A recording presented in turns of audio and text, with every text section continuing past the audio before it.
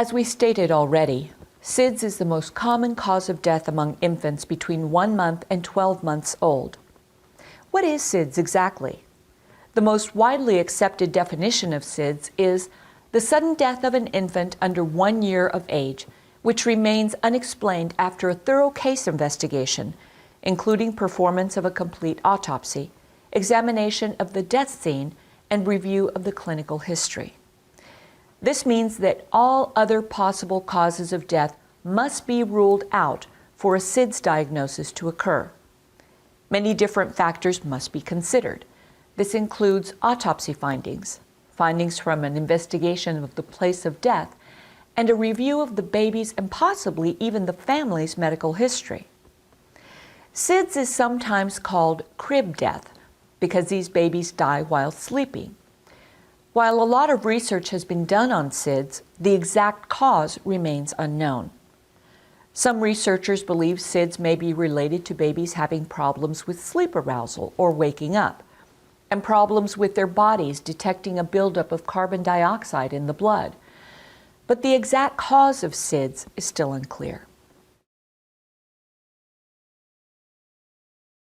If you work with infants and toddlers, you've probably heard a lot about SIDS. You might find yourself wondering things like, why is safe sleep such a big deal? Who's affected by SIDS? And what can we do about it? Here are some brief facts about SIDS that can help answer these questions. We'll go into more detail about these ideas throughout the rest of the course.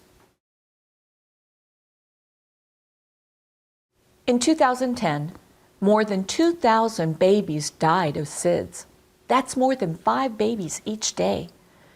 Although the overall rate of SIDS in the U.S. has declined since the early 1990s, SIDS is still a major concern nationwide. The state of Texas is no exception. Infant mortality statistics show that 227 infants died of SIDS in Texas in 2009. SIDS can occur at any time within the first year of life, but most SIDS deaths occur before the age of 6 months. Most of these deaths occur between 2 and 4 months of age. This is true in Texas and nationally.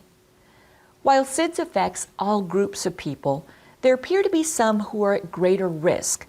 African Americans, for example, are more than twice as likely to die from SIDS as Caucasians, Asian, and Hispanic or Latino infants. Also, males tend to be at a slightly higher risk than females. We'll discuss other risk factors for SIDS in greater detail later in this course. There has been a major decrease in the incidence of SIDS since the early 1990s. In 1992, the American Academy of Pediatrics began recommending that all healthy infants be placed on their backs to sleep as a strategy to reduce the risk of SIDS. 2 years later, a Back to Sleep campaign was launched to help get the word out about the importance of putting very young children to sleep on their backs. This effort was led by the National Institute of Child Health and Human Development.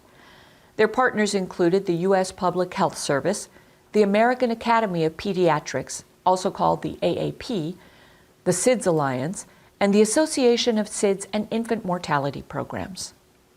Since then, the percentage of infants being placed to sleep on their backs has increased a great deal.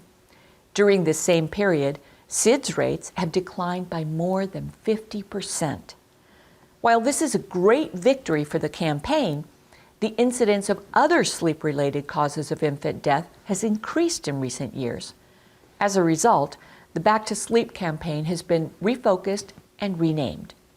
It is now the Safe to Sleep campaign and focuses on creating safe sleep environments for babies to help prevent all kinds of sleep-related death, including SIDS.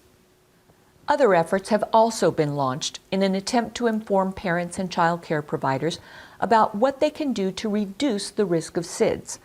One example is the Healthy Child Care America Back to Sleep campaign. This effort is sponsored by the U.S. Department of Health and Human Services Child Care Bureau and Maternal and Child Health Bureau. Each of these campaigns is working hard to help adults learn how to create safe sleep environments for babies. Later in this course, We'll discuss safe sleep strategies you can use in your child care program. Many of the recommendations we'll talk about come from one or both of these national campaigns. Let's turn our attention to the issue of SIDS in childcare settings. The demand for childcare in the United States has increased dramatically in recent years. Nearly 14.5 million children in the U.S. under the age of 6 need childcare while their parents work. Over 1.2 million of those children are in the state of Texas. The demand for quality infant care has also increased. One of the reasons for this is because more mothers are now returning to the workforce after giving birth. Currently, 2/3 of infants under the age of 12 months spend at least some time in non-parental childcare. Infants of employed mothers spend an average of 22 hours a week in childcare. Over 30% of infants are cared for full-time. Half of infants receiving this care are enrolled in child care centers or family child care homes. The overall decline in SIDS rates since the early 1990s is good news. However, the actual rate of SIDS deaths in child care settings is still more than double the expected rate. 20% of SIDS deaths occur while the infants are being cared for in non-parental child care settings. 60% of these deaths occur in family child care, 20% in child care centers, and 20% in the care of relatives. Infants who die of SIDS in child care tend to be white, with older, more educated parents. This is different from what we see in the overall SIDS trends. The SIDS rate in child care settings has remained about the same in recent years. Many of the deaths that occur in child care settings appear to be associated with children sleeping on their stomachs. This is especially true when infants are not used to being placed in that position. We'll discuss this phenomenon, called unaccustomed tummy sleep, in more detail a little later.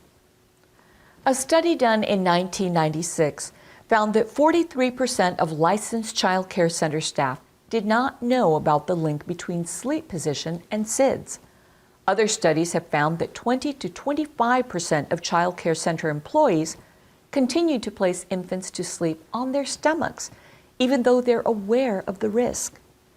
Later in this course, we'll delve more into the importance of placing babies on their backs to sleep, explore some reasons why child care providers and parents might be hesitant to follow this recommendation, and give you some ideas about how to address these concerns so babies can be safe while sleeping.